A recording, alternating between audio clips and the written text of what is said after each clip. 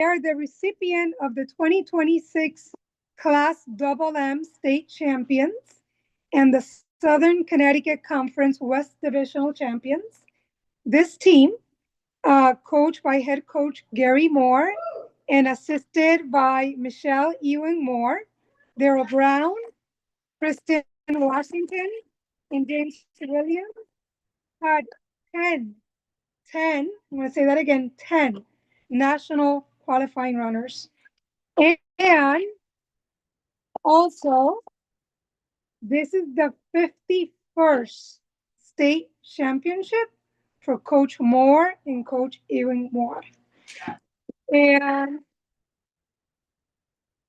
with that, we have a small token that we would like to present them.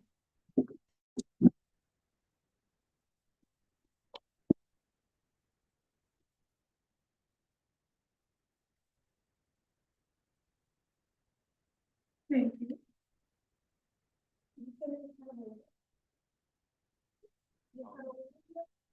Okay. Whatever it is, I don't want to mess you up. Okay. So, Deanna Moore.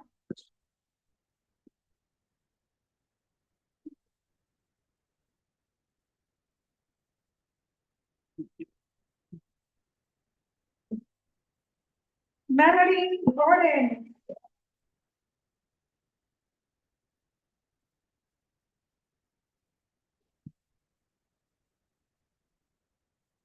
Brianna Thompson.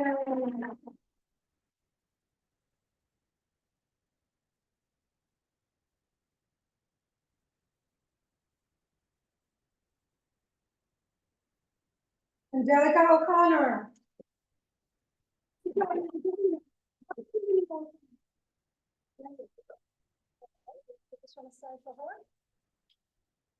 Leah James.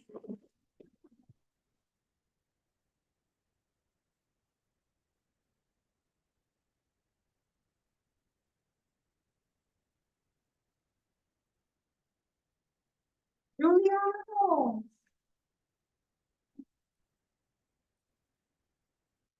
Olivia Ward.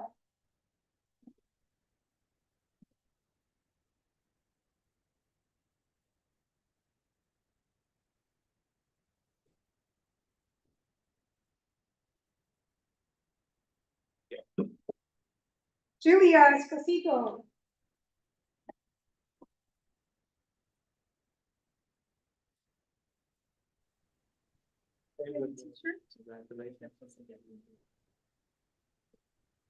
Okay.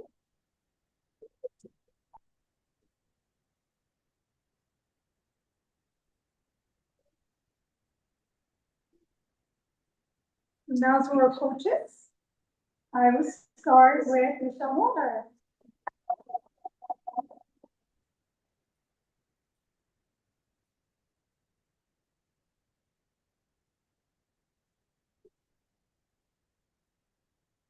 None will be possible, right, without our head coach. Woo! Gary Moore.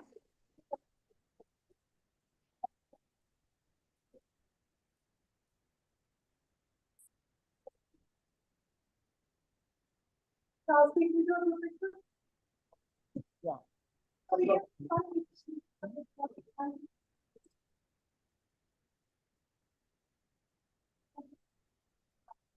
You get our board right behind us. You guys want to stay there? We can come down. Come down.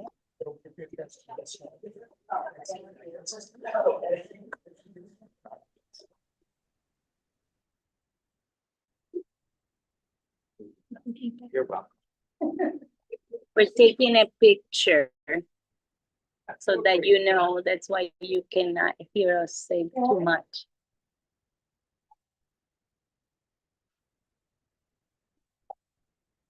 Right over there.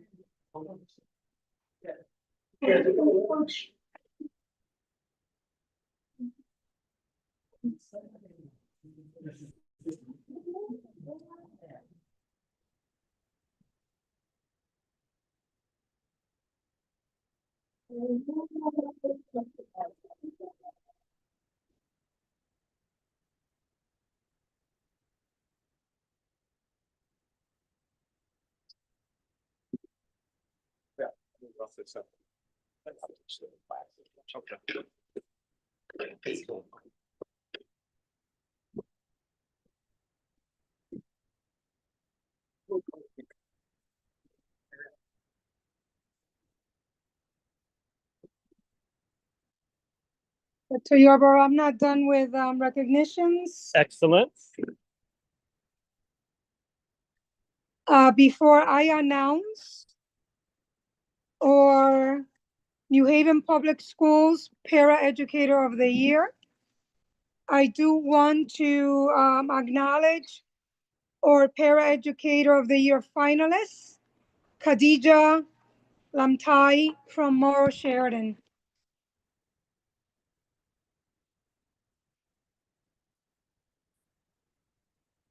And our 2026 Para Educator of the Year is Linda Randy. And I'm going to read it to you.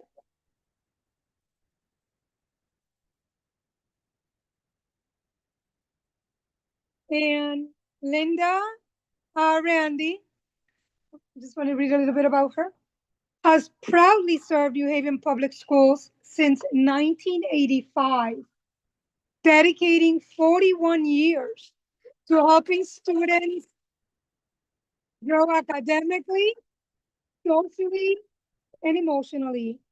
As a kindergarten para-educator at Nathan Hale School, she's known for creating a nurturing environment where every child feels valued, supported, and capable of success.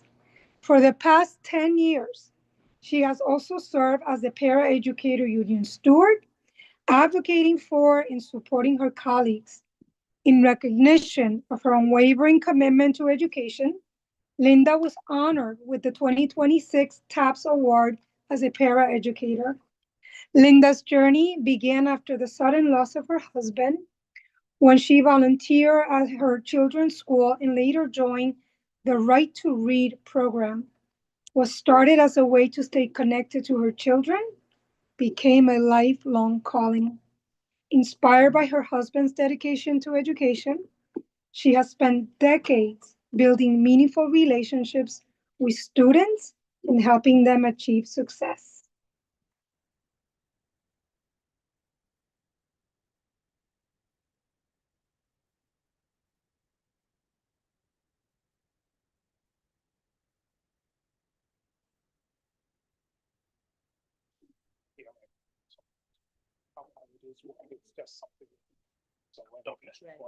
Hello?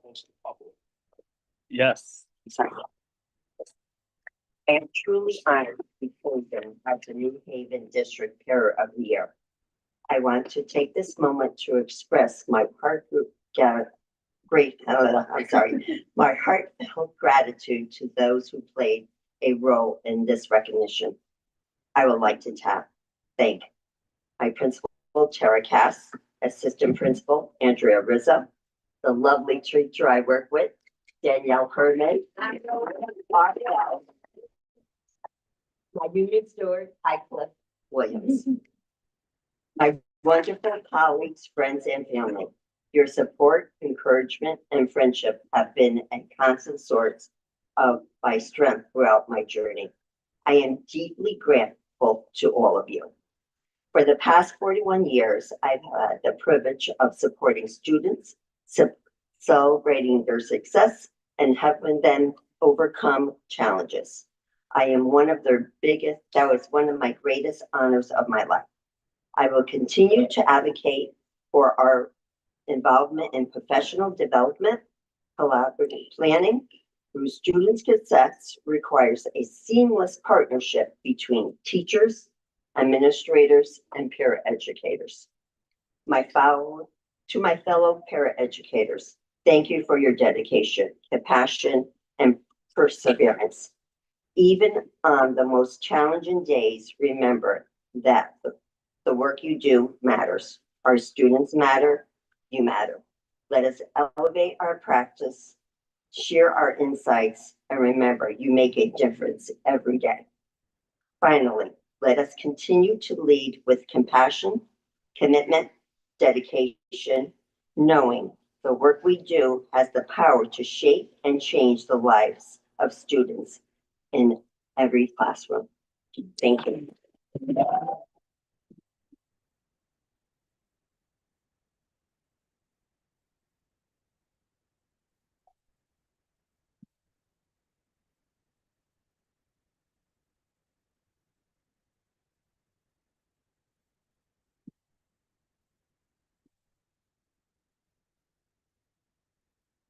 Dr. Yarborough, I'm not done yet. Okay.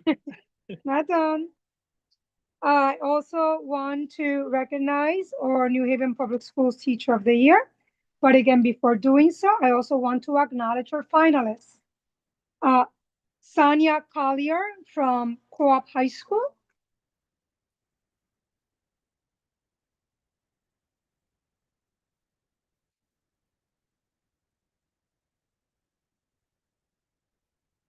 Morgan Navola from Ross Woodward.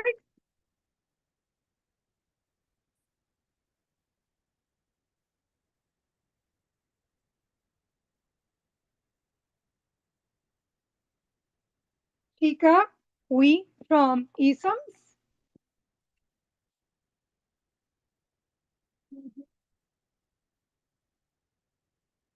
And Jacqueline Vargas from Hill House.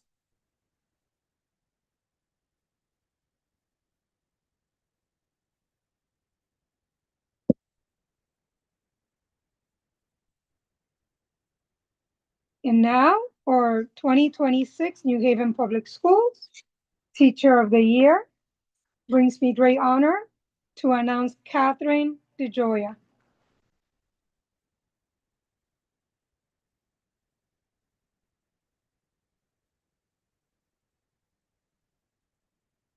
Catherine, I'm also going to read some words about you. Catherine DeGioia is a self-contained special education teacher at Lincoln Bassett Community School, where she has spent her entire 8-year teaching career serving students ages 4 to 12 years old with diverse learning needs. A graduate of Southern Connecticut State University, she holds a dual bachelor's degree in special education and elementary education, a master's degree in autism and developmental disabilities, and a 6-year degree in assistive technology. Since joining Lincoln Bassett in 2018, Catherine has played an integral role in developing and expanding the school's self-contained special education program, growing it from a single kindergarten classroom into a comprehensive elementary program that now serves students through middle school. In addition to teaching reading, writing, mathematics, science, and social studies, she provides individualized instruction in communication, social skills, behavior support, motor development, and life skills. Guided by the belief that every child deserves meaningful access to learning and the opportunity to reach their full potential, Catherine creates inclusive, student-centered environments that foster independence, confidence, and a sense of belonging. She has also led a variety of professional development sessions within the districts on topics such as individualized instruction, assistive technology, and sensory support.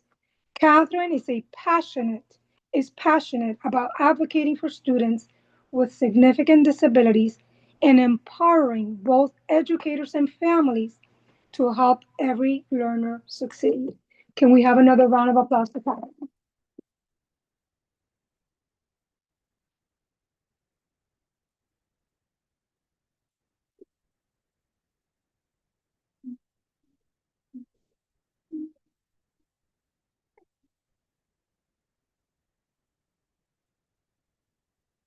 Can you hear me?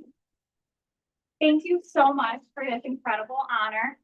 I'm truly humbled and deeply grateful to be recognized as New Haven Public Schools Teacher of the Year.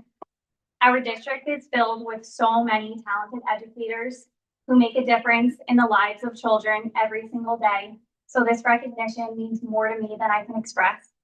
I would like to congratulate my fellow finalists.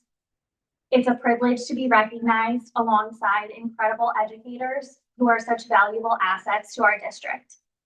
Thank you to Dr. Negron, the members of the board, Mayor Eliker, my union, my administrators, Ms. Garcia and Mrs. Schultz, the special education department, and my amazing team at Lincoln Bassett. I also want to thank my family.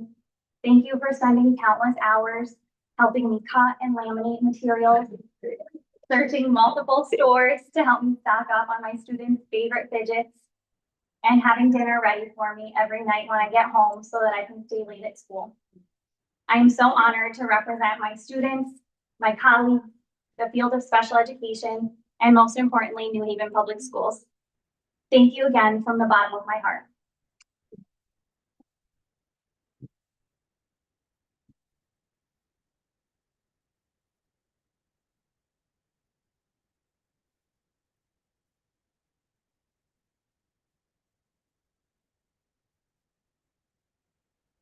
We're almost set for now.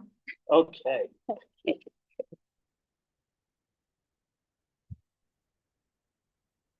Thank you very much.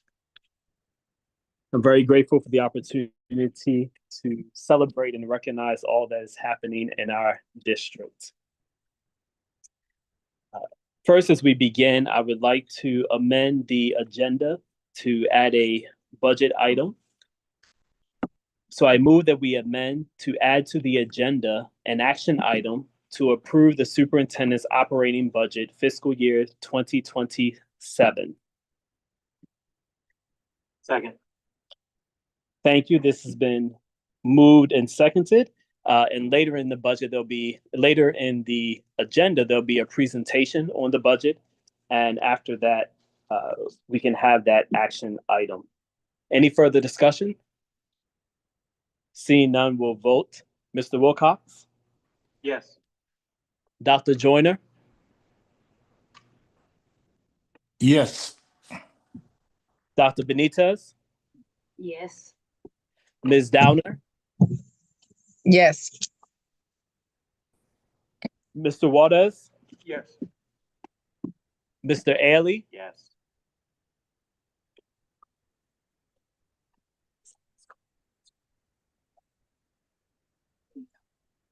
Mayor Elicker? Yes.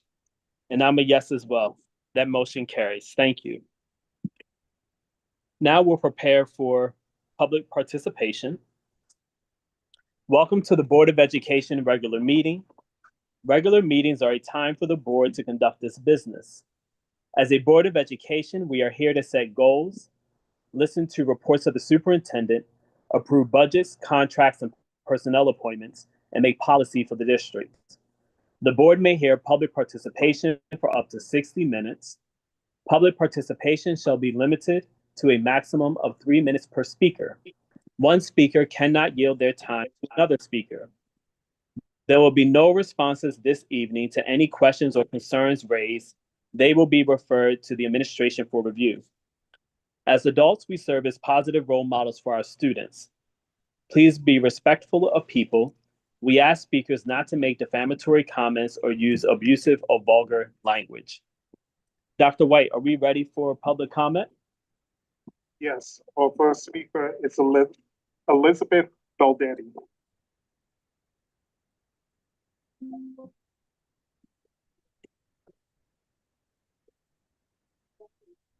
Hello. Hello, Board of Education. We turn the mic on. There you go. Thank green, but there we go. Yes, thank Can you. you hear me? Yes. Okay.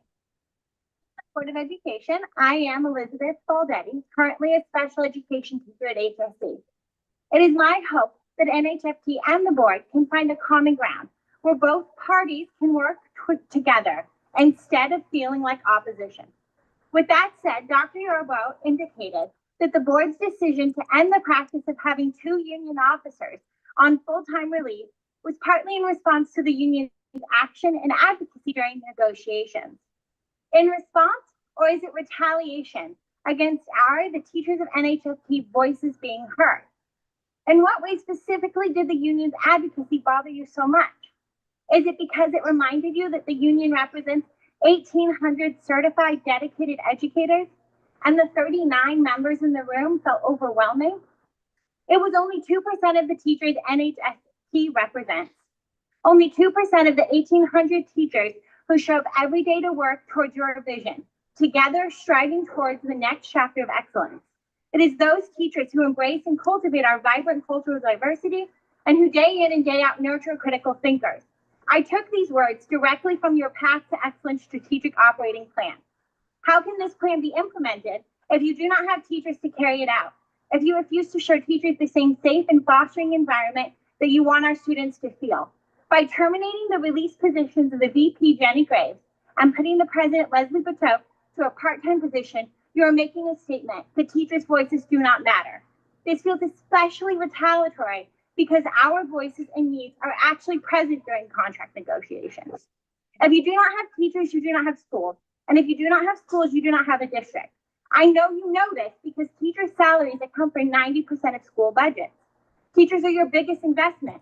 Why limit us? Why take away our safeguards and voice? By taking away these released positions, you are doing this. You're expecting one part-time employee to represent 1,800 teachers. This is unprecedented, and you know it. You are taking away our representation, effectively ruining your return on investment simply because you didn't like the union being a union and a pro-worker, pro-union state and city. This will be felt not only in the advocacy work they do at the state and local levels to get more district funding, but in the staffing issues and day-to-day school functions they assist with. If it were not for NHFC's constant communication, many staff would not have signed up for insurance. Additionally, I'm a teacher and a steward for HSC, and their guidance has been invaluable. Moreover, as a special education teacher, if it wasn't for NHFT helping me navigate my credentials 3 years ago with the district, I would not be teaching in a high needs position. I hope you can see with the past precedent that the role NHFT plays is critical to the success of teachers and therefore the students. The district and the union have a chance to engage and work together instead of in opposition of each other, to recognize the contributions both offer in building better schools for our students to grow. And by eliminating these released positions, you're effectively severing that bridge. You are saying that the voice and the investment you make in teachers is of no concern. It is the teachers who students remember. It is the teachers who Time, inspire please finish your education. sentence. And it is the teachers union support. NHFT, you will need to run this district. Thank you. Our next speaker, Leslie Bartow.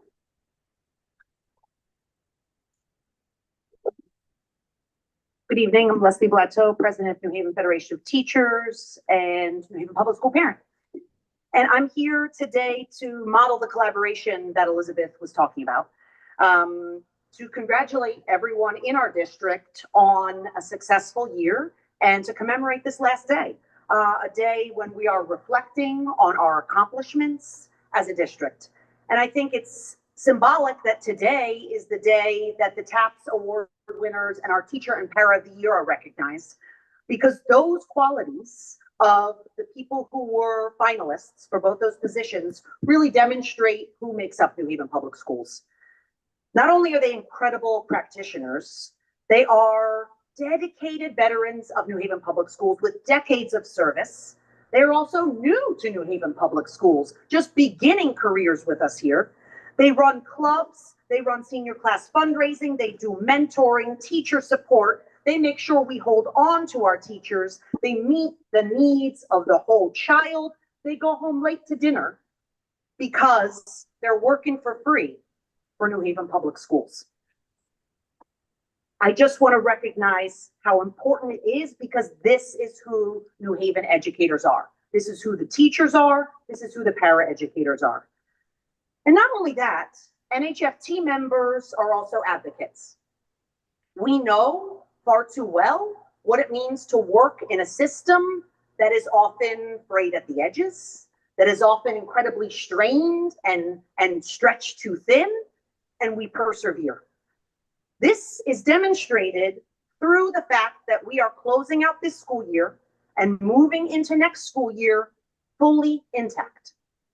That is not an accident. That is a direct result of the advocacy, the perseverance, the collaboration of NHFT, coalition partners, City Hall, Board of Education, superintendents here in New Haven and across the state. That sets us up to continue that collaboration moving forward. But trust must be maintained as we continue that collaboration.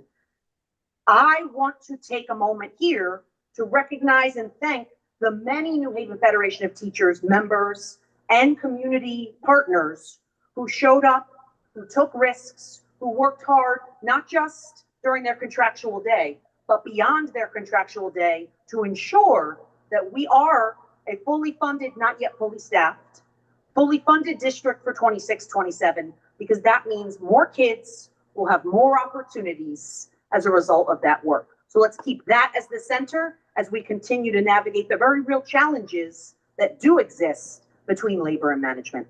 Thank you. Thank you.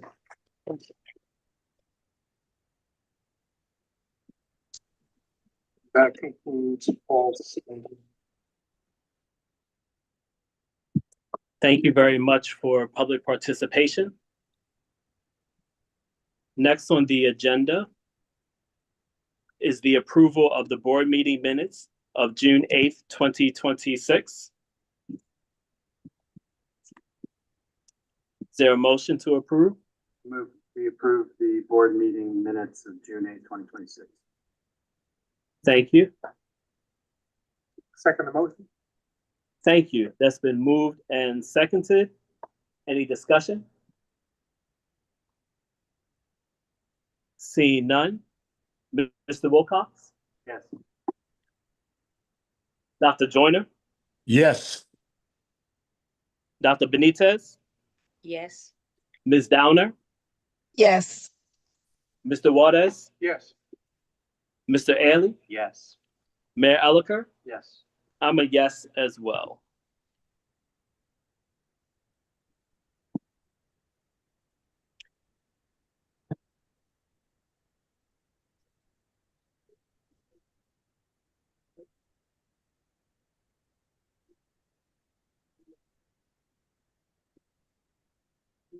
Next is the personnel report for Dr. Negron. Thank you. Before asking for your approval of the evening's personal report, I want to take a moment to acknowledge some of our retirements. Want to recognize Sandra Gates Clark, our Supervisor of Social Studies, who will be retiring on June 30th. Ms. Clark has served for 33 years at New Haven Public Schools, positively impacting students, families, and the NHPS community. I also personally want to say thank you. I recall back in my very, very young days, when I first met Sandra Clark, we happened to be teachers at the same time at Hill Regional Career High School. So again, we are very happy for her that she gets to now go off to her next journey in this next phase. Congratulations as well to Penny Conti, an itinerant, talented, and gifted teacher, also retiring on June 30th. This is after serving 56 years with the New Haven Public Schools, positively impacting our students, our families, and the community as a whole. But last and not least, also Jacinta Dabney, an administrative assistant at Bishop Woods Executive Academy, retiring tomorrow, June 24th, after dedicating 28 years to the district. And with that, I have one more. Also brings me joy to bring before you my recommendation for a promotional appointment. And this evening, I am asking for your vote as I recommend Robert Volker for assistant principal at Benjamin Jeffson.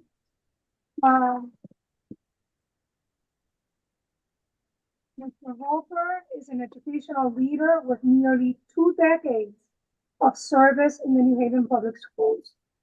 RJ, as he is mostly known, RJ Volker brings experience in instructional leadership, academic improvement, and student-centered decision-making, holding a 6-year degree in educational leadership, a master's degree in special education, and a bachelor's degree in physical education, he has dedicated his career to creating equitable learning environments where students and educators can thrive. Since joining New Haven Public Schools in 2008, RJ has served in a variety of instructional and leadership roles across elementary, middle, and high school settings. His leadership experience includes 5 years as a high school credit recovery co-building leader and serving as an administrative intern in 9 schools communities. Through these roles, he has led initiatives to improve student outcomes, facilitated professional learning opportunities for staff, developed resources to support school-wide goals, and partnered with educators to strengthen instructional practices. And with that, I ask for approval of the personnel report. Thank you, Dr. Negron. Dr. Joyner. I'd like to make a comment about Sandra Clark and also about RJ. First of all, Dr. Negron, thank you for appointing such a fine young man. He's been doing the work without the title or the pay. And he works along with Eric Perchowski, he works 7 days a week.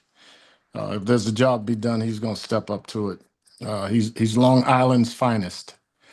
I'd like to officially thank Ms. Clark for being a major player in Public Law 1912, which mandated the teaching of Black and Latino studies in Connecticut schools.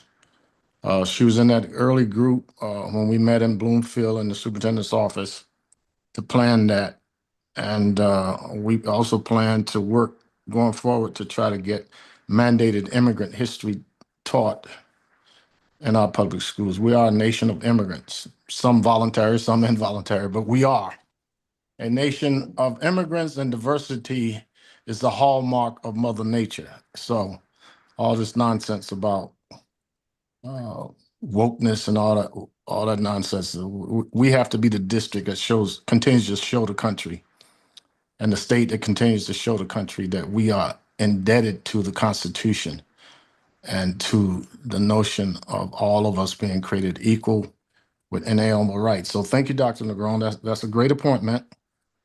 And I ask that we all root for Mrs. Clark to have a great retirement and to enjoy the rest of her time.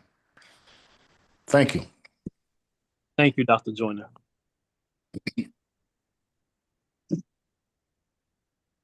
Dr. Benitez. Although Ms. Clark is not here, I want to congratulate her. Sandra is one of those people who is extremely kind and whose charge was social studies, but you wouldn't know it because she supported every one of her colleagues at any given moment. She would be able to step outside her assignment if she saw that she could support one of us.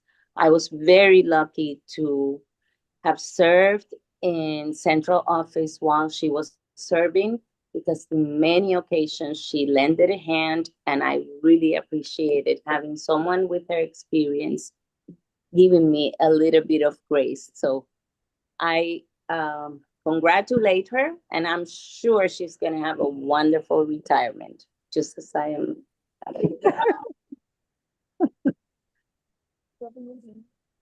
Thank you, Dr. Benitez. Thank you, Dr. Negron, for presenting your personnel report. Mr. Wilcox? Yes, I'm happy to make the motion. I move we approve the action items of the superintendent's report. A second. Thank you. That's been moved and seconded. Any further discussion?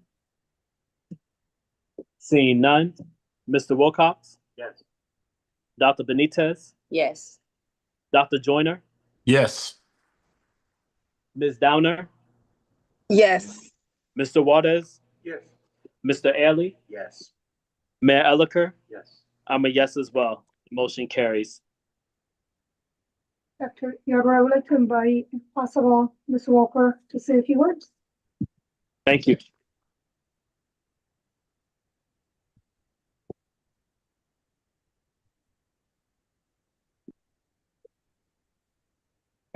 you very much. I want to congratulate all the award winners tonight, and I would like to thank Dr. Joyner for those kind words and the rest of the Board of Education for approving me as assistant principal at Benjamin Jepson Magnet School. Especially, I would like to thank Dr. Negron and the remaining assistant superintendents for believing in me and everybody that has helped me through this process. I'm incredibly honored to join Benjamin Jepson Magnet School community working alongside Ms. Stolzman.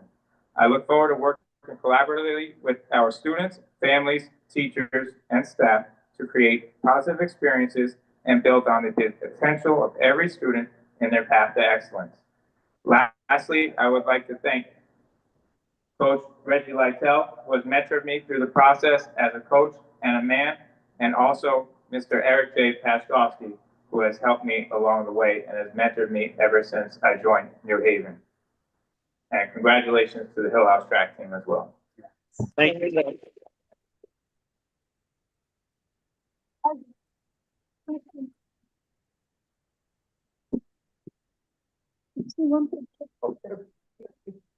Whatever you need, Dr. Excited with the right.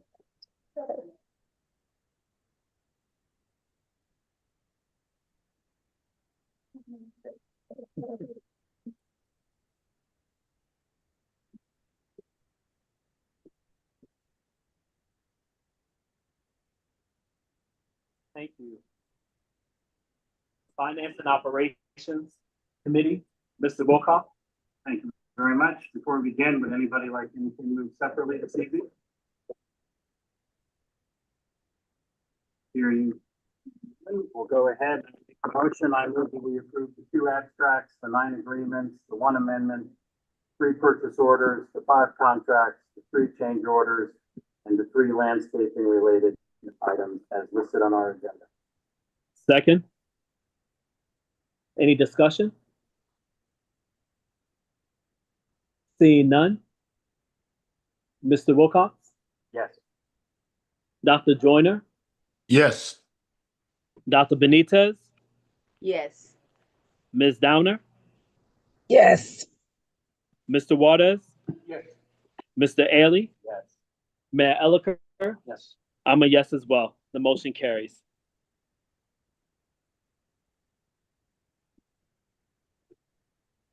I can go to the next one.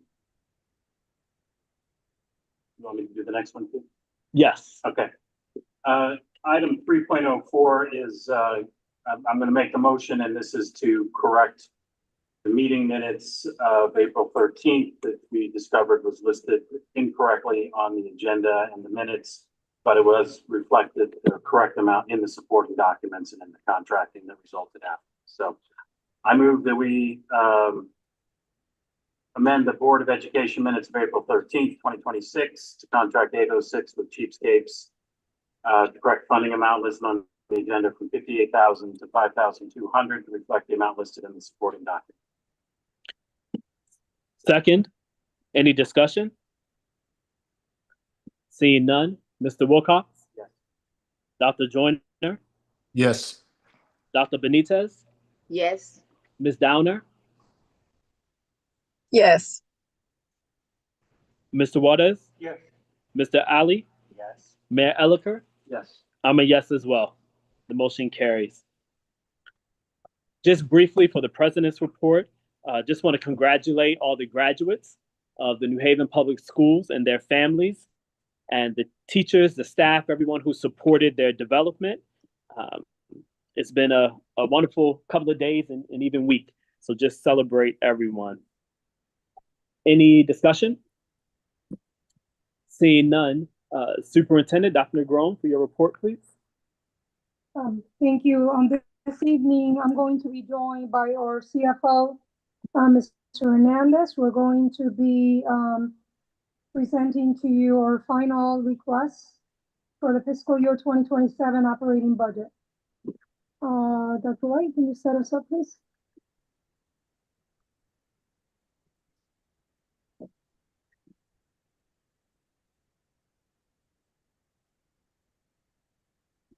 Thank you, Dr. White. I'll mention when I need you to, oh, thank you. So board and the public, thank you for the opportunity to present the final fiscal year 2027 operating budget proposal. As a reminder, the initial budget draft was presented back on March 23rd. We've continued to update this board through ongoing dialogue at the FNL meetings and the budget updates at these meetings as well.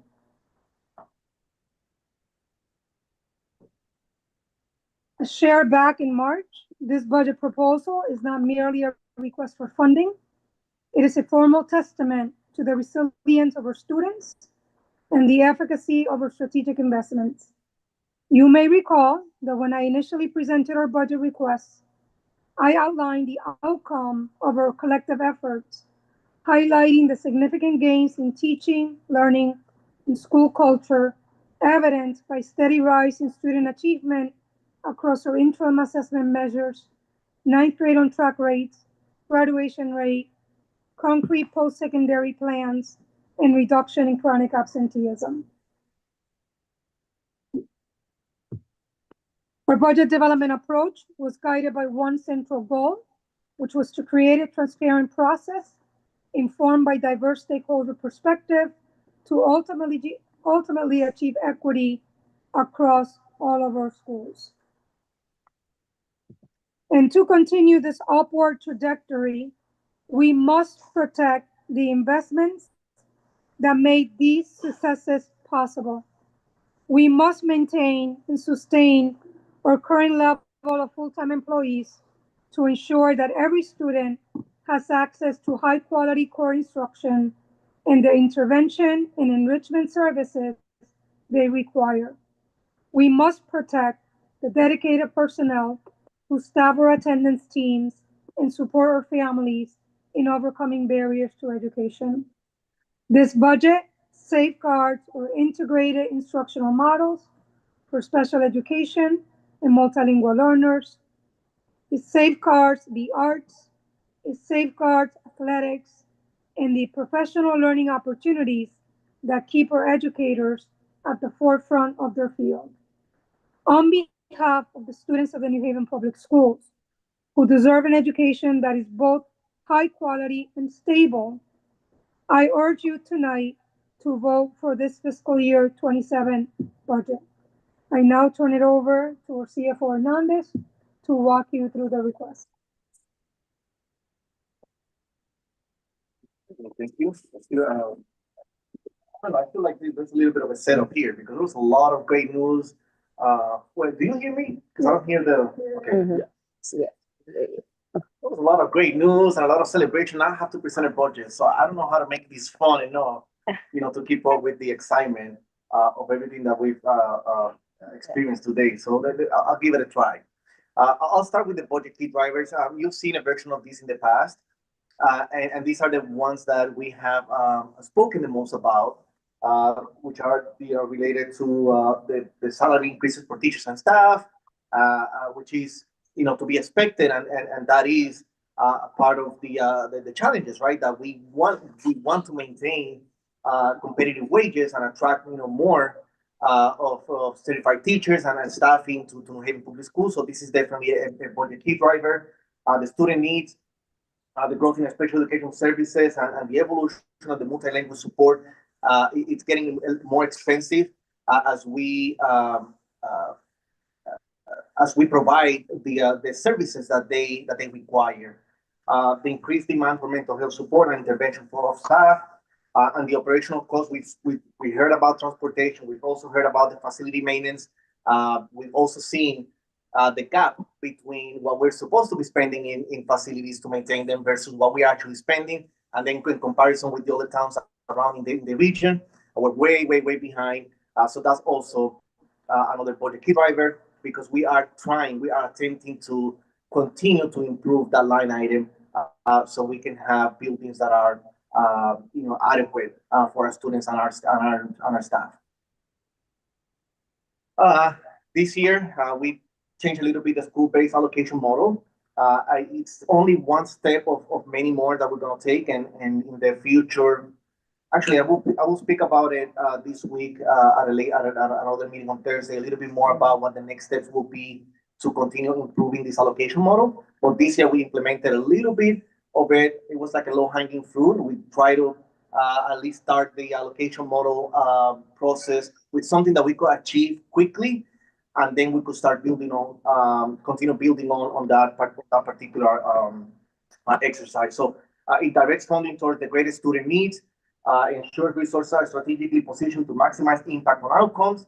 The targeted support for closing those gaps was specifically to the multi-language learners and the special education students. We added an additional funding amount for those two particular cohorts, and those are basically general funding for those students that schools have total discretion on how to use that funding, and then in that way we could just systematically start dismantling that achievement and opportunity gap. So this is only one small step with basically no additional funding. We just basically kind of reallocate things in order to make that happen, at least to set the tone. I felt that it was important for us to at least do the minimum with the little bit that we had, at least to set the tone and then get us motivated and get us in the right path to continue building on that particular model. Now let's talk about the fun stuff. Now we are going to talk about the budget for this year. So you'll see some of the headlines of some of the news coverage. Well, I'm sorry, I have this thing and I always forget to use it. See, I was talking about this and I missed it. My apologies to the public. Here it is. Now, these are kind of like some headlines about the budget for New Haven for this coming year. So I want to be very clear about this because I have read and I have heard confusion about how the funding arrived. And I want to kind of just put it out very clearly. And this is as clear as I could possibly do it.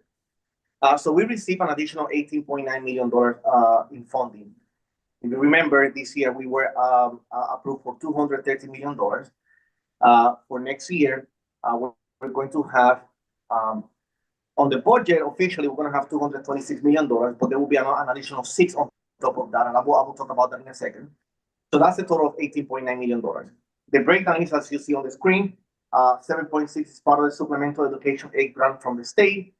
Another 0.3 was from the municipal aid from the state. And the reason that I separated that 0.3 is because the way that the funding was written on the ordinance, on the amended ordinance, is $7.9 million. 7.6 was directly from the state through the Supplemental Education Aid grant. Then 0.3, the others added another 0.3, and then left the other 6 in another bucket. So that was the 6.3 that was available from the municipal aid that that was allocated to education. So 0.3, and that makes up the 7.9 that you will see on the ordinance, on the amended ordinance. And then $5 million from the city budget, that was part of the $5 million that the mayor originally proposed way back when. And then another $6 million, again from the municipal aid from the state, assigned to the fund balance for education. So that's 6, and the 0.3, that's the 6.3 that was allocated from the municipal aid. That $6 million was put in a different bucket, but it is for education. It will be accessible for us, but it will be accessible for us at a later time during the year. And the mechanisms of how to access that funding is still to be determined. However, it is funding that we have available, and that many folks, and I will speak about that towards the end, advocated for all this funding. I will speak a little bit about the stakeholders that make this happen at a later slide. But this is just the breakdown of the 18.9. So I want to be very, very clear that although you're going to see $226 million budget, we requested 232. We actually do have the 232, but that $6 million budget is not showing on the general fund. It will be shown in a different area, but it is available. So I want to make sure that's clear. All right, this is the budget. There you go.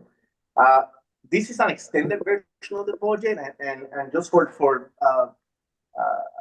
the chair of the FNO, this is the last time that I'm going to show this extended one, and I showed this last week on the FNO.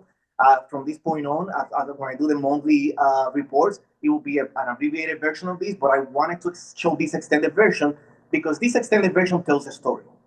And to me, it's important that we tell the story of how we got here and then how we compare with other years. So this is an extended version. You'll see on the first column, and again, this is the summary budget. It's a high-level budget. You see the approved budget for this year, the $230 million. Something happened to this sheet that it deleted some 2 lines there.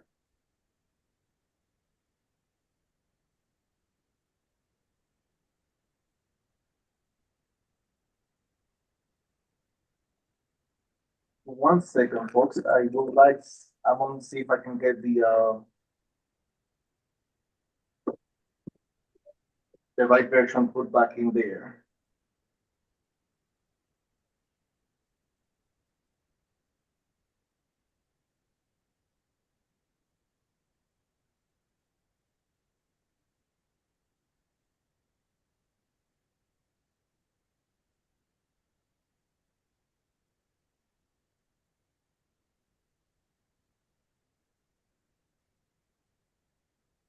For some reason, my version deleted those 2 lines and it changed the bottom numbers at the bottom. I'm not sure how that happened. The budget for this year for 2027 is correct. The comparison to the previous year is incorrect. I will update this version before it gets posted with the correct number. However, the first column, it will say $230 million in the first column. The second column will show $252 million at the bottom. The third column will show $232 million. Those are the 3 columns that were impacted. And obviously, then the other last 2 columns were impacted as well because of the formula, how it subtracts. So the first column at the bottom should be $230 million, then 252, then 232. So what it says basically is that we got approved for $230 million this year. We originally requested $252 million. If you remember, on a previous, on a draft budget, we agreed that we were going to find $20.5 million of special funds in order to mitigate that substantial amount that we're requesting. And so doing our due diligence, being upfront and being transparent, we were able to allocate $20.5 million of special funds ahead of the year, as opposed to waiting until the end of the year. That got us to $232 million. That was then the request that we put out publicly for the board and on the other stakeholders to help us reach that gap. The gap at that point was $18.9 million. Then we received the news of by the mayor and the others that they were going to approve the $5 million that the mayor proposed. Then the state delegation did some magic and they fought really hard. And then the advocacy by every single person in this room, including teachers, unions, students, parents, staff, all the advocacy made this happen that we got an additional $13.9 million from the state through the supplemental aid grant and also the municipal aid. And that reached the gap to the $232 million. The $226 million you see on the 4th column highlighted in yellow, that is the actual official budget that you will see in the system. It's missing $6 million. And if you see the note at the bottom basically says $6 million assigned to fund balance will close the budget gap and preserve approximately 72 teaching positions. That $6 million is assigned for educational purposes. It will not be used for anything else but for educational purposes. That funding, it's only a matter of transferring the funds from one line item to another in order for it to make it to our books. At some point during the year, that transfer will happen and that funding will cover about 72 teaching positions. When you see the budget, the breakdown of the budget that you will see in the upcoming pages, you will notice that some of the staffing is lower than what we originally requested. But that's because that's the gap that we are leaving for that $6 million to cover once we make that transfer. Because we have to balance to 226. Otherwise, I would have shown you $232 million with only $226 million of revenue. And so that's the gap that you will see in the upcoming pages. This one at the bottom, it should say 213 versus 226. So here you see the first section, now the breakdown of every single line item that you saw on the previous slide. Before getting to do this. It's here. Now you can see the breakdown of how these numbers came about. And here you see what I was just saying, right? You see $150 million versus $112 million. There's up and downs here, but if you look at every specific line item, you see that the teachers, for example, is $4 million less. That's not because there's less teaching or less salaries for teachers. It's because we had to leave that gap there in order to use that $6 million to cover some of that funding plus the increases that they had. So it would have been a $90-something million line item, but then between Alliance funding and some of the other funding and the $6 million, then we cover the gap. So that's why it's not shown on the general budget right now. So that's important to say because in future years, when we start comparing, going back, I want to make sure that we have this conversation. This is a little bit of an outlier, a little bit of a removing ourselves from the trends that we have, seeing teacher and staffing positions going up, but that's only because of how the funding is allocated outside of the general fund. That includes the fund balance and also some special fund funding. On the next one, you see these are the part-time personnel. It's pretty much about the same. And you see here, on the only big change here, as I've also mentioned during the draft budget, was the substitute teaching. That increased by $1 million. And our hope is that we don't have to use all that funding. But given that we have that historical data that shows that substitute teaching increased substantially for this year, we wanted to make sure that we had the funding available, since that is something that we cannot control. I mean, when there's a teacher that's not in the classroom, we have to have a substitute teacher in the classroom. So that is not something that we can necessarily control. So we want to make sure that we have the funding there available. Some of the other line items increased slightly. We had to basically just use some of the historical data plus also the funding available in order to make some compromises. But there, some of the funding was increased for the line items that we felt were most realistically were going to go up. And then we make some sacrifices in other areas based on, again, historical data that we have. In instruction and non-personnel, you see a slight increase, mostly it's on their tuition for special education. We've also talked about that throughout the last few months, how tuition for special education has gone up. Again, that's another one that's very difficult for us to control internally, as this is, the cost that it takes, right, to educate, this particular cohort, especially when they have to go out of the district to receive some services. And then these are this is the cost. It keeps going up year after year, and we're hoping that in this coming legislative session, that becomes again part of the conversation. It was slightly part of the conversation this year, but the focus was on the ECS formula. I think that putting a cap on special education on that rate, it's critical, or at least have those conversations about what that would look like in order to have at least some parameters around special education cost. So I'm hoping that this coming legislative session would that will be some of the conversation. In addition to the ECS, because the ECS was a one-time deal, so I don't want to lose track of that, but I think special education will be critical. In operational plans, it basically increased very slightly. We kept pretty much almost everything almost intact. I think this one, we look pretty good. I think the maintenance agreement services was the one that increased by about $300,000, and that's in order to accommodate the snow removal. As we saw this year, that line item went way over budget because of the circumstances of the snow. So we wanted to at least add an additional $300,000 to that line item. It's towards the bottom. I keep forgetting to change the page.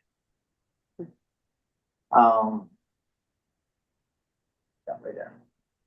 The maintenance agreement services towards the bottom, it's again because of the snow removal. So we wanted to make sure that we have an additional funding there. But if it doesn't snow, I won't cry, because honestly, I'm not a big fan of snow anyway, so I won't cry. But it would be good, for the district if that were to be the case. And then on the last slide about the breakdown of the budget, then we have transportation. Transportation, as I have already mentioned in the past, was going to be the biggest increase because of the way that transportation was budgeted this year was definitely way off what it should have been.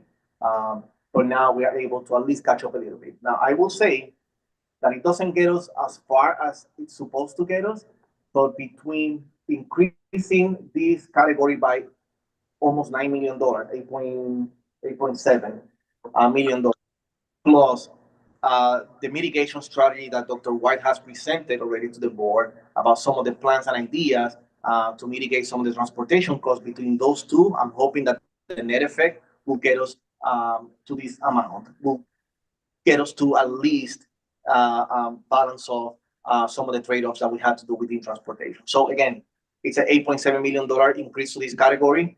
I think it's a substantial increase to at least get us as close as we can to what we think is the reality of transportation. So no pressure to White, but now the ball is in his court now to try to mitigate some of it, with some of the new implementations that he has already presented in the past. And then at the end, then we have the other contractual category. I know that's always a question. What's in other contractual? Why did it increase? So I will just give you at least a little bit of information, at least answer that question, since I know it's probably coming at some point. I'll tell you what other contractual services is in this particular case. It's information technology, IT, the copiers, special education consultant services, Elm City, the contract with Elm City School, the core materials, literacy, math, science, those core materials, curriculum materials are there. And then the custodial. If you remember, we have to extend ABM for 1 or 2 months, I believe, for transition purposes. So there's an amount there that will still stay there. So between all of those and adding core materials, which wasn't there in the past, or at least not this budget year, we were able to increase it by the amount. Almost $3 million, about $3.2 million more. But again, the biggest reason is because we wanted to make sure that we had the curriculum materials there, and that was something that was, is priority for the district. So that line item covers that particular line item, all that expense. Then acknowledgements, students and parents. I know that going to the state capitol, seeing that many students, parents supporting their children. It's critical. It really it's motivating. It's inspirational just to see our students advocating for more funding, because they understand how important education it is for their development, and following their steps. Here we all came kind of behind them, supporting their efforts and their advocacy. So I have to really say thank you to the students, because they really motivated me. I walked into the state capitol one day and I saw all those students and I was like, we have to make this happen. Like, there was no way that I could have left that building not feeling like we had a huge responsibility to make it happen. The state of Connecticut, New Haven, the legislative delegation, they came through, they fought hard. They were consistently meeting with us. I know of other towns that didn't get that opportunity, that courtesy, and we are happy and glad that our state delegation always said present. They always joined our meetings. They spoke. They heard us. They saw our presentations. They provided questions. We had conversations. So they were extremely engaged in this conversation, and we have to point that out, because not often, and I say this from personal experience too, when you're in politics, people don't get to see the work that you have to do behind the scenes, which is where the work really happens. And for those of us that don't want to necessarily put it out front because we're not looking for that headline, it's even sometimes more frustrating because we actually do it behind the scenes and we don't necessarily want to put it out there. So this is the kind of work that's really impactful for you. When you do it without expecting that big headline, and this state delegation did a lot of work behind the scenes. And then one day, boom, you ask for $232 million, here it is. And that's the bottom line. The city of New Haven elected officials, from the mayor to the others, it's exactly the same exact sentiment. They came through, they were consistent, a lot of conversations, a lot of meetings, very engaged. And I think that's extremely important for New Haven Public Schools, that we know we have leaders that are engaged. And I think that's the key. And I like to really highlight that word engage, because that is the beginning of greater things that we could do in the future. So this year, I'm hoping that same level of engagement continues, so we can have more conversations, not just about budget, but also about some other ideas and some other improvements that we would like to have in the district. So engagement is extremely important.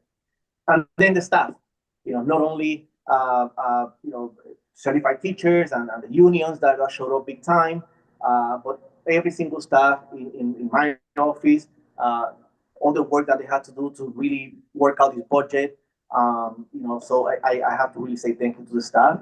And lastly, and see, I forgot to do this again. And lastly, I need some training with this thing or something. I don't know what's. And lastly, in my team, I really want to highlight Juanita and Michelle. They were extremely critical in this process. Without them, who knows what I would have presented, because they really understand these line items in a way that I'm still yet to understand. So they are really, really critical to putting this together. And then the rest of the leadership that provides feedback and provides context, so I can understand what this means to them, right? Being understanding what it means to academics, what it means to facilities, what it means to operations is extremely important, because that's how I can make the connection and make better strategic decisions. So thank you to the cabinet for having the patience to understand that I was in a learning curve, that I was trying to understand what the work means on the ground, so I can make better decisions and then prioritize better. So I think that now I feel a lot more confident about the path that we are embarking now in this coming year.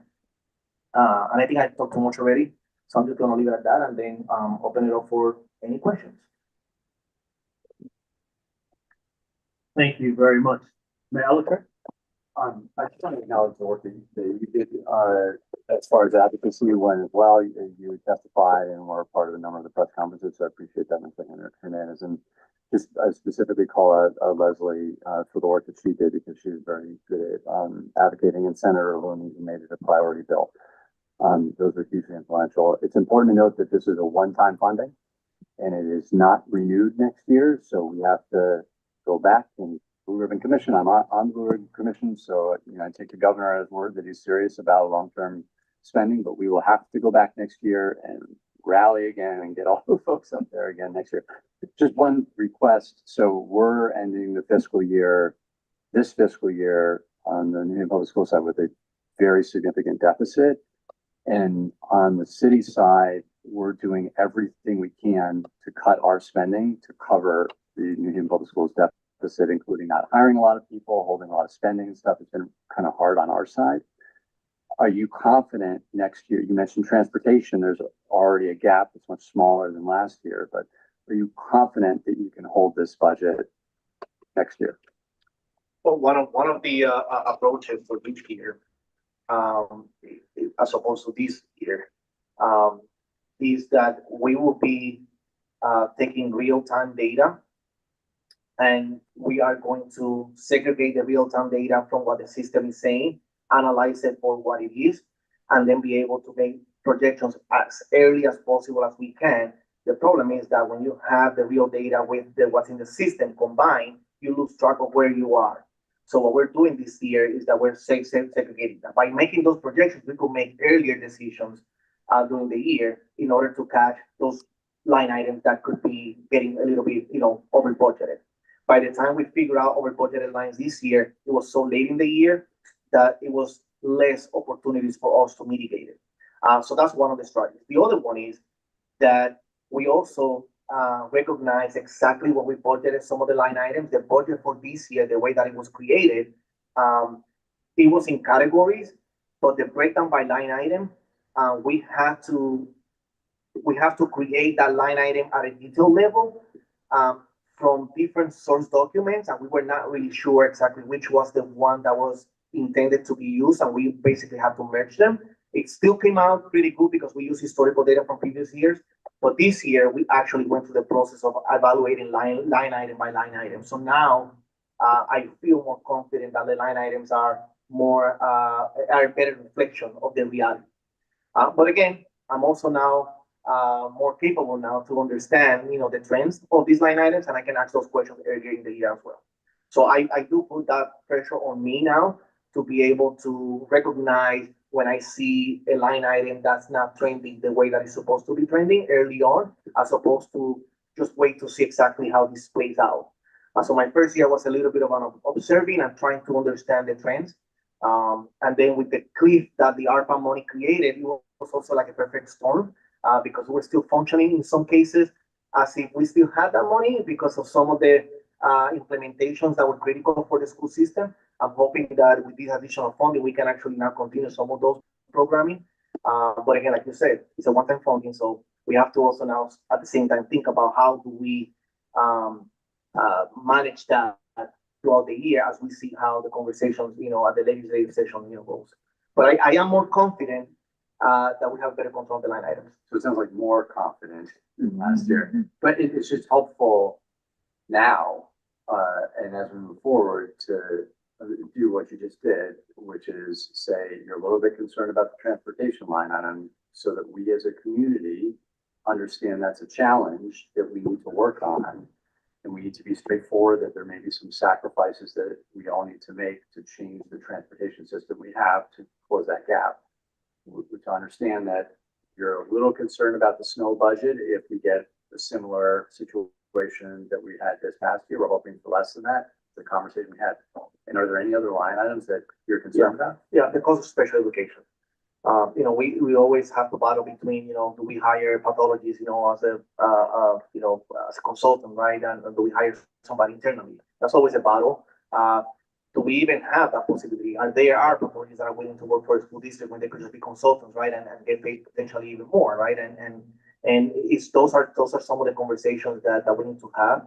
But that's just one example. But there are many other costs on special education. All the districts are charging rates that are sometimes, way over what it should be, but there's no cap, there's no law that impedes them from charging whatever they want to charge. So that's another one that's concerning because as we see, as costs keep going up, districts are going to keep increasing their rates. And that has an impact on our budget. And we don't know what those rates are. Thank you very much. Dr. Joyner? Quickly, thanks for the report. I'd like to, in the phrasing where we talk about the student priorities, we mentioned special ed and multilingual.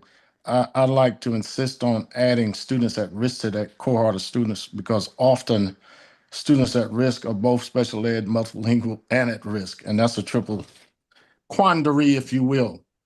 The other thing is I wanna amen something Mayor Elica said regarding this particular fiscal year. Matt and I and you have talked about it almost every time we talk. This is a finger in the dike year. Some of you might be old enough to remember that metaphor.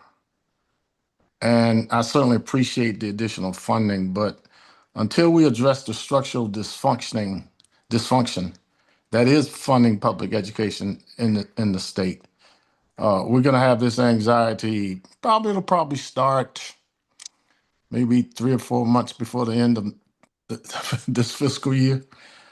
And we're going to have to maintain that same coalition of people that press for some relief. The only remedy might be legal, to use the court system to enforce the funding formula that the state itself has devised. If you think about the history of public education, power has been the only thing that people understand. You can go all the way back to the 1850s with the case in Boston, and then the 1954 Supreme Court decision regarding segregated schools. So that might be something that might have to happen. But I'm not demeaning or not even appreciating the effort that our delegation made to try to secure this money, which is ours. Those are our tax dollars that we send to the state.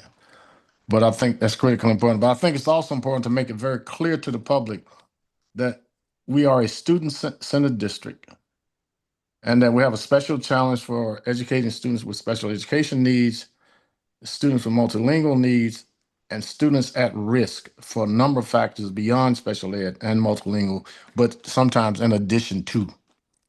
And that is that we are in effect an emergency room in many cases for a large number of children. And if we can't get places like Riverside right and at-risk education in general throughout the district, that is problematic. But we do a far better job than most places I've been around. And we have to keep pressing on. And I'd like to applaud the superintendent for taking a personal making a personal declaration about her advocacy for students at risk and letting people know that she's going to be checking it out on a regular basis and judging our ability as a district on the basis of what we do to the least of the students in our midst. Thank you for the report. Thank you, board. Thank you especially, Matt, for your stewardship in finance, and Dr. Yarbrough for your leadership, and all my other great, wonderful board members for your unanimous consent to try to make sure that we bring justice and fairness to the kids in the school district. Thank you, Dr. Joyner. Dr. Benitez, and then Mr. Wilcox. Thank you very much for the report. As I hear you throughout the different reports you've given us, I get to understand better myself. But one thing that I would like, if you had the opportunity to talk to the people who actually make decisions to spend the money that is allocated, such as principals allocating resources in their buildings, supervisors allocating resources, what would be a plea that you can make to these people? Because in my mind, I know that we always say we don't have enough resources. However, when I visit places, maybe I don't know what I'm seeing. At times, I see resources that are not necessarily utilized, even though they are purchased, or not allocated in time to be used. So if you were to make a plea for your colleagues, what would be a caution? So this is a little bit of an advance of part of the conversation that will happen on Thursday. I'll give you 3 or 4. There's more. There's 3, 6, there's 9 of them. I haven't right yet because I've been working on this for Thursday, right? So I'll give you a couple of them. There will be conversations about cost optimization. I think that a little bit of those conversations and training will go a long way to talk about how do we talk about cost optimization, right? Mm-hmm. Vendors are there for their money, right? And they're gonna quote you and they're gonna give you what they think is you're gonna pay for, and they see the name New Haven and they think that there's money everywhere, even though the headline says otherwise.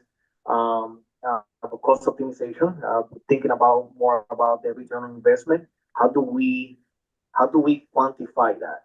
How do we quantify return on investment when we're buying materials or we're buying certain products or services and servicing students? Collaboration, accountability. Accountability is also extremely important. There will be conversations about how do we build two-way accountability, right? On 2 ways, right? To us and to them. How do we build that in a very professional, respectful manner? How do we create a more effective communication? So these are some of the areas that I know and I have observed that are factors in the way that we spend money, and in the way that we prioritize and make those decisions. When there's better effective communication between my office and the what I call internally our customers, we are the principal, the administrators, right? And then also on our end to provide better customer service. That's why we want to implement professional development within my office to make sure that we provide better customer service, more effective, more efficient. I think that will build the foundation that we need to then have those other conversations about should we get this, should we get that? How do we allocate? How do we prioritize? So there's a whole plan behind this conversation, and I'm happy and I'm glad that you asked this question. I just don't have enough time today to really go deeper, but after Thursday you will see a little bit more of what the plan is behind that question. But yes. Thank you. So thank you. Thank you, Dr. Benitez. Mr. Wilcox? Yes, just real briefly, thanks for the presentation and for all the hard work that I think this was your first full budget. You've been with the district. I think Mr. Hernandez about 14 months now or so.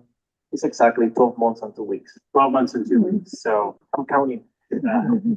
so it's been quite impressive to see, you know, the change. You had a good structure to build on, but it's from previous CFOs, but it's great to see the work that you've been doing, not only to modernize and make structural changes internally, but also advocate externally, you know, around the state and in the city here. So thank you for that. I mean, it's already been mentioned that this is one-time money that's really closing the gap that's here, and so there is a whole lot of work. I'm sure the mayor is going to solve all the problems on the Blue Ribbon Commission. But along with the help of all the other people involved in that and the advocacy that'll continue to happen from the district and around the state. So it's just, you know, very clear with the per pupil funding gap between the rich districts and districts, poorer districts like us. We spend a lot of money, but not per student. We have a lot of students. That's the big difference. And so I understand the great challenges that are there, particularly when so much is just mandated by the federal government or the state government, or contractually mandated, that those challenges are there. We could have, you know, on a lot of our numbers come from October 1, I think, student counts, and we could have on October 2nd, 2 or 3 students with some profound physical disability show up that might require contracts of $100,000 apiece for nursing care, which they have every right to, and I fully support that. But it's also just some of the challenges that monies is a trailing indicator based on when some of these federal dollars, state dollars are allocated, or based on these things that are then we have the realities of the students in front of us that we need to serve. So thank you and your team for navigating all that, and thanks to all the others that navigated this process at the state. I'll even do so much I rarely do is thank our mayor also, because I think a lot of this also started not only with the transparency that this board required and the superintendent required this year moving forward, but also starting the ball rolling with, you know, another year of increased dollars in the city budget that I think is just, you know, one of the first things that started this off, that I think kind of sets the tone of, yes, this is important and we need to do that. So thank you very much. Thank you. Indeed. Thank you, Mr. Wilcox. Thank you, Mr. Hernandez. Dr. Negron, does that complete your presentation? That does complete our presentation and our request for the fiscal year 27 budget. Thank you. Mr. Wilcox? Yes, I move that we approve the superintendent's proposed operating budget for fiscal year 27. I second. Any discussion? Dr. Joyner? Yes, I think that we're in the first phase of responsible stewardship by trying to secure the necessary funds. But I continue to have concerns about how we use the money. And so it certainly is a problem of resource allocation, but it's equally a problem of revenue stewardship. And Dr. B made it very clear. I think she and I have about maybe almost 100 years of, well, at least 80 years of experience between us, that we need to make sure that every dollar is tied to a position that moves the bar. Any underutilized building or any overstaffed program is a dollar not working for students. We have some surplus buildings. They're certainly creating problems for us if you think about what happened at Vine Street. And so the question before the board and our leader is not simply where to cut, but when to invest differently so that existing revenue produces better outcomes. And I will be spending the last year and a half of my life on the board as a human gadfly to make sure that we're doing that in every possible way. We can't afford to waste a penny. Not one penny. And we need to make sure that everything we do moves a child's life forward, which means that our greatest investment, which is personnel, is the key. And as I've said to you, Dr. Yarborough, putting the right people in the right places, doing the right things will help us achieve that. And there's absolutely no excuse for anybody that works for us to pick up a paycheck every 2 weeks. And we meet our responsibility. And when people are not meeting their responsibility to kids, we have some wonderful people in our district. But we need to have everybody be wonderful because we're in an existential stage, not only in education, but in the world. And if you don't believe that, just read the news, read the best papers, and you'll see what I'm talking about. So I think that's the phase 2, responsible use of revenue and putting people in the right place to do the right things for the right reasons. That's all I have to say about it for now. Thank you very much, Dr. Joyner. We'll vote. Mr. Wilcox? Yeah. Dr. Joyner? Yes, especially after I see the organization chart.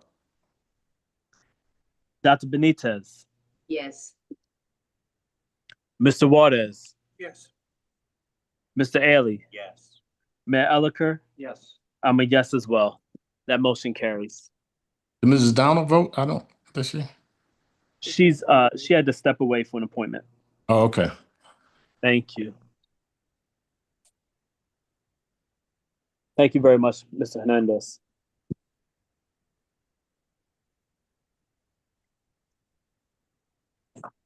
Next is the Governance Committee report. Dr. Benitez? Yes, good evening to the Board of Education members and the public. We will have a special meeting for governance on July 7th at 4:30. And at that moment, we will be discussing the whistleblower protection statement for Head Start and also policy 3323, which is the policy that works with procurement. And within that, we want to very much define what a sole source is and how and what are the methods utilized to identify sole source in the city of New Haven. And that will be all for today. Thank you, Dr. Benitez. Any discussion? Seeing none. Teaching and Learning Committee report. Dr. Yes, I will try to be as brief as possible. We had our meeting last Wednesday, and it was on the aftermath of the mighty victory of the New York Knicks in the NBA playoffs. And I always have a tendency to look at people working together as a choir or a team. And obviously in a choir, you have to have harmony. You have to have all the voices. And on a team, people have to work together. And I have to say that if the TNL group was a basketball team, they would be the Knicks. I have often been accused of using hyperbole, but they are some of the brightest, most creative and productive educators I have known. And it's under the capable leadership of Miss Lisa, I'm sorry, Miss Hannon, Red Hannons, Keisha Red Hannons. And they've never disappointed me. They're always organized on time. And they gave a great summary report of all the content areas. You wait until you see what we're doing in literacy, math, science, and the fine arts, and some of the other areas. It is absolutely phenomenal, and we are doing well and beyond the call of duty. In fact, a good example in fine arts is that the Edgewood Choir just won a regional competition. We need to bring them in. It's probably too late to bring them in now, but at the beginning of the year, we need to bring them in for a song and maybe ask Maestro Suarez to conduct the choir since he has that strong musical background. You actually see what's done in PE and in foreign language and in world language and what have you, with the excellence displayed by our athletic program and our arts program. So what I'm going to ask Ms. Red Hannons to do is prepare an executive summary for the board of the reports that were given last Wednesday. And I had requested that math and science present tonight, but budget priorities preempted that. And I'm going to ask the superintendent to, if we can, at the first meeting when the school year starts, to have those groups present. Unfortunately, social studies didn't get a chance, but I guess we'll have to work that out now that Ms. Clark has retired. We'll work something out. And I have confidence that the superintendent is working on that issue. So that concludes my report for teaching and learning. Thank you, Dr. Joyner.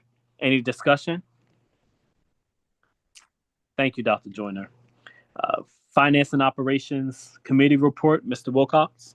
Yes, so we did meet and primarily we discussed the action items that we voted on this evening and then ran through the budget presentation. So there's really nothing else that we covered in that meeting. I did want to also take the time to remind everybody that our next meeting is not going to be on Monday, the 6th, but instead it'll be on Tuesday, the 7th. So there were people that were still going to be traveling after the 4th of July weekend.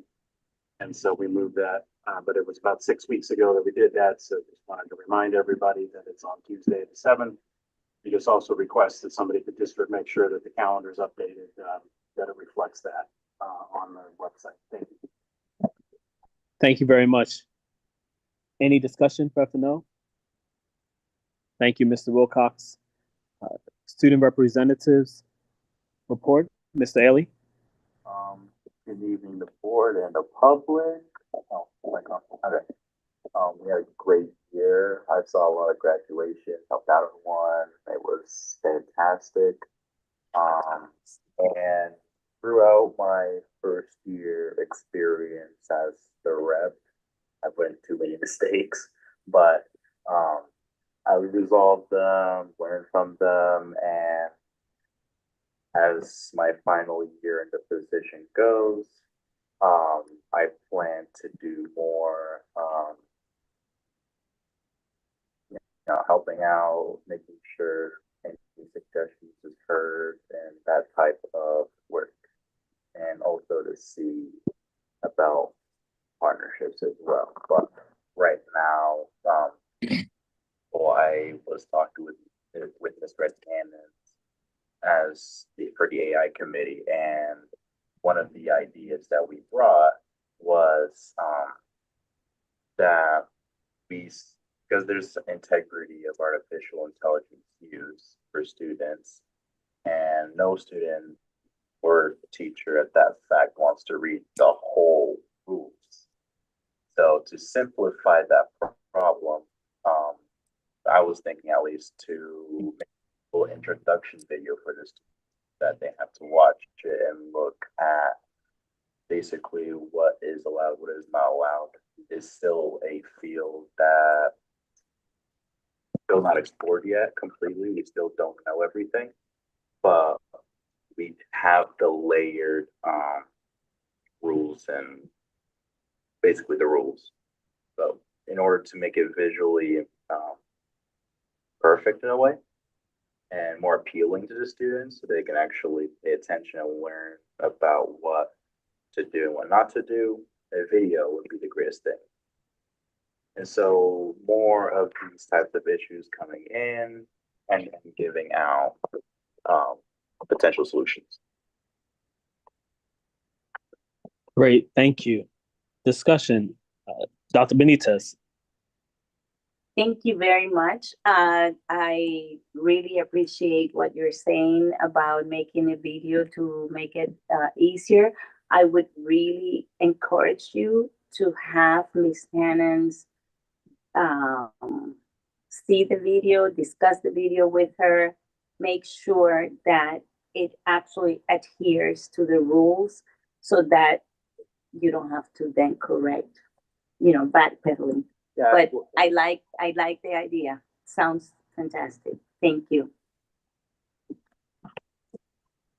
Thank you very much, Dr. Benitez. Two things. One, Mr. Ailey, thank you for what you've shared about lessons learned and your work on the board, and the wisdom and information that you gained from this year will be useful in onboarding the new student representative who is going to come after you. So thank you very much for your thoughtfulness. And I really do appreciate just to highlight also what Dr. Benitez says. I appreciate your ingenuity and the practical aspect of it. I can dream about a lot of things, but does it actually help move the needle in a way that's important for our student body? So I appreciate what you have named. So thank you very much for that. Dr. Joyner. Yes. First of all, I'd like to comment on Ali's comments. And Ali, you have the basic ingredients to be a phenomenal leader. I continue to make mistakes in my 8th decade, and I probably will make mistakes as long as I breathe. But because you're intelligent, ethical, humble, and courageous, you're gonna learn every time you make a mistake, and you're gonna make fewer mistakes. To err is human, and the fact that you were able to publicly say that you made a few mistakes. How many adults can do that? We have people in high positions that won't even bother saying I was wrong when the whole world knew or knows that person was wrong. So you may not be able to change the world, but don't let the world change you. And just remind yourself who you are every time. And then count on people around you. Oftentimes if you can use the resources around you, you got some great people on that panel with you. And run stuff by them before you go out too far. As far as AI is concerned, the biggest challenge with AI is plagiarism. And the same rules that govern publishing and writing before AI are there. So if you can build a set of principles around having AI reflect the student's own creativity and work, and that it is not plagiarism, then that's a foundation that we can work on. You want to do as much research as you can about it. And as Dr. B said, talk to Mrs. Red Hannon, because she really has done a lot of work with that, particularly with Google. I use a lot of different ones because I want to see the whole scope of what they're trying to do. But I think that you're going to be fine because you already have what is not taught in leadership academies. You have a moral compass. You're very intelligent. You're precocious in a lot of ways, because I still believe you're a lot older than what you're telling us. And you're such an ethical young man. You're like 100 years old when it comes to ethics, and some people are 2. No, that's not giving 2-year-olds a good thing. Some people are just right, just not, and it's pretty clear who they are. And you're humble. You're humble enough to admit you made a mistake. And so you just keep, as Curtis Mayfield said, keep on keeping on. Thank you, Dr. Joyner. Yes, Mr. Waters. Thank you.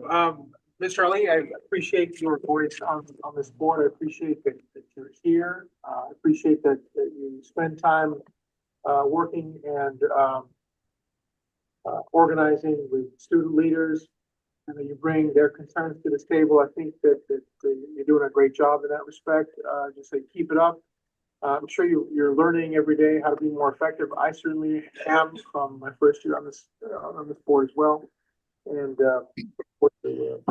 hearing more about what you have to say. Thank you. Thank you very much, Mr. Waters. I also want to celebrate and thank Ms. Cologne for her service on the board for 2 years and the work that she did in the first year to bring student voice closer to this board and also the board's voice closer to the students. And Mr. Elias continued that work. So just want to celebrate Ms. Cologne. Thank you. Next on our agenda is the Head Start Committee report. Mr. Waters. Thank you. The Head Start Subcommittee met on June 18th. I'm happy to report that Head Start enrollment continued very strong toward the end of this year with about 97% enrollment, and there are a few open spots, but overall doing very well. I'm happy to also report that our open positions for next year have all been posted, so we are in the process now of hopefully filling those positions so that we have the personnel that we need to run the program successfully next year. A few sort of outstanding issues. One I think I brought up last time, which was the facilities, trying to find appropriate facilities for each of the classrooms. That's still an open question, but one that I hope that we'll be able to advance early this summer. Thank you. Thank you, Mr. Waters. Any discussion? Seeing none. The Food Service Task Group Committee report. The Food Service Task Group will meet next month, and this week the group, some group representatives are meeting to review in the annual review of the food allergies policy. Any discussion? Seeing none. Citywide School Building Committee report. Mr. Wilcox. Yes, that committee met as scheduled a week and a half ago. The primary thing we looked at was the stewardship report that is posted with the meeting materials for that meeting. That's it. Thank you. Any discussion? Seeing none. Facilities Naming Committee report. Dr. Joyner. I had hoped to submit the 3 names for board vote tonight. That's my, I forgot to get in touch with Eric. So what I want to do is at the next meeting, submit the 3 names, William Benitez, to name the pool at Martinez after him. Certainly a great man who did so much for children in this city regarding swimming. Really a lifesaver, literally. The gym after Peter Evans, who worked for 4 decades at Lee High School as a teacher and a coach. And of course, probably the greatest, I won't say probably, in my view, the greatest superintendent that we ever had in Connecticut, and perhaps one of the greatest in the country, Gerald Tarazi, who actually formulated the concept for the cooperative high school back in the 70s. And so there'll be a motion to name the school after him. And I think Dr. Negron has figured out a way, at least in some cases, to make the signage, we may have to raise funding to give Dr. Tarazi a fitting tribute with signage at Korea if we vote to name it after him. But if you think about a man who was a principal and a superintendent, a commissioner of education, a college president, and president of both the National Association of Secondary School Principals and the president of the National Association of Elementary School Principals, that is a record that no one has even come close to historically. And a young Italian American who came from working class family and really worked his way up and opened up this district for the diverse group of people that are in it now.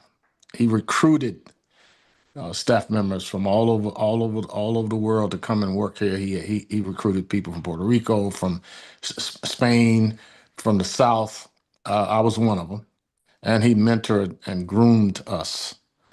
to succeed. So I won't have to talk too much about it. Next time we can just vote on it. So we're going to do that. And by the way, William Benitez was smart enough to meet and marry a great educator. And I'll let you guess who that person is, but I won't say. But her initials are Abby Benitez. I conclude my brief soliloquy. Thank you very much, Dr. Joyner. Any discussion? Thank you, Dr. Joyner. I move to enter executive session pursuant to Connecticut General Statute 1-206B and 1-210B10 and 1-210B9 and 10. Discussion concerning strategy and negotiations with respect to pending litigation in the matter of Q Jackson versus New Haven Board of Education, and discussion which may result in the disclosure of attorney-client privilege records. There a second? Second. Thank you. Any discussion? Who will be present? We need to invite Attorney Barrera and Attorney Ryan Driscoll. Thank you. We'll vote Mayor Elicker, Yes. Mr. Wilcox, Yes. Dr. Joyner, Yes. Dr. Benitez, Yes. Ms. Downer, Yes. Mr. Juarez, Yes. Mr. Ailey. Yes. I'm a yes as well. We're now in executive session. Thank you.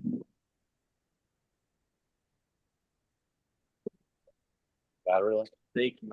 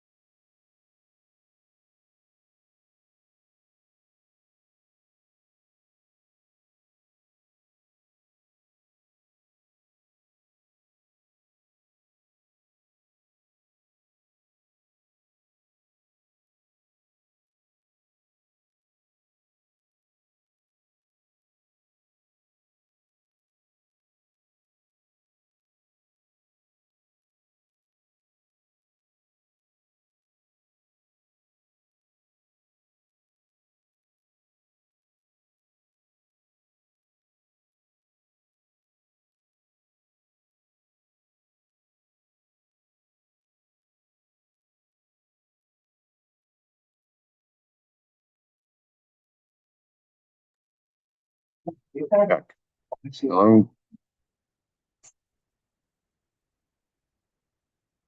What was this?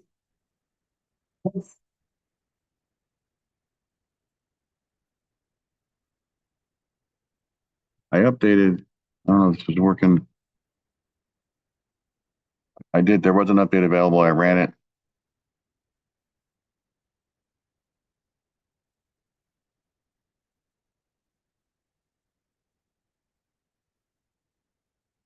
Suppose we can test it on your end, right?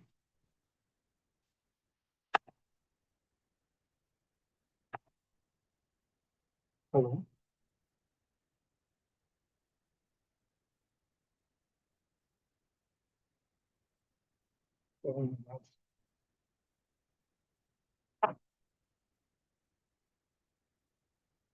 Even though we're gonna be tested.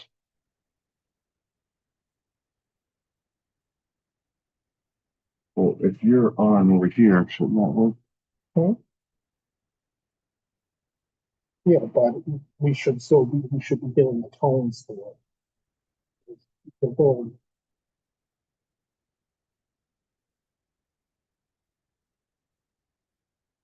Right. Well, that's why I did, when we move it off to the cabinet, you don't hear anything. Oh.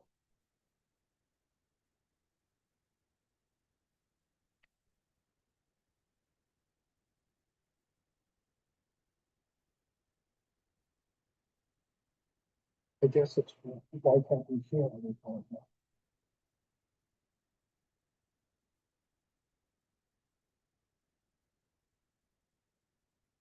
Take a better test if you log in for the meeting, see if you can hear it.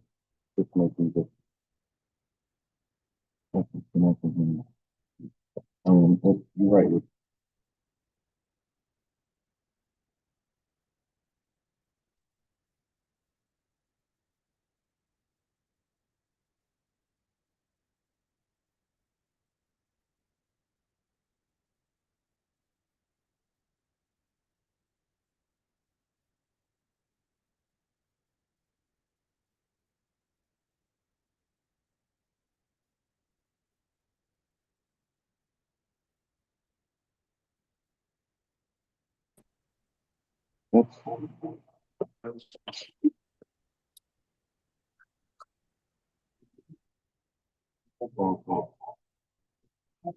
Yeah, you summed it up. They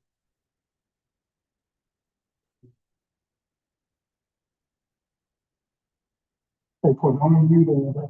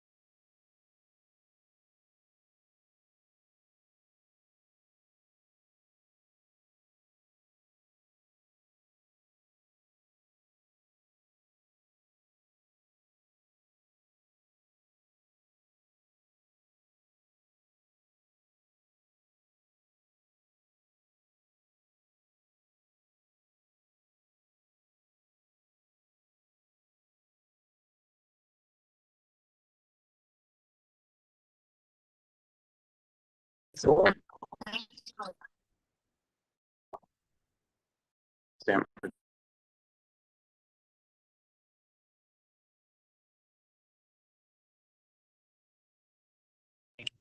Recording in progress.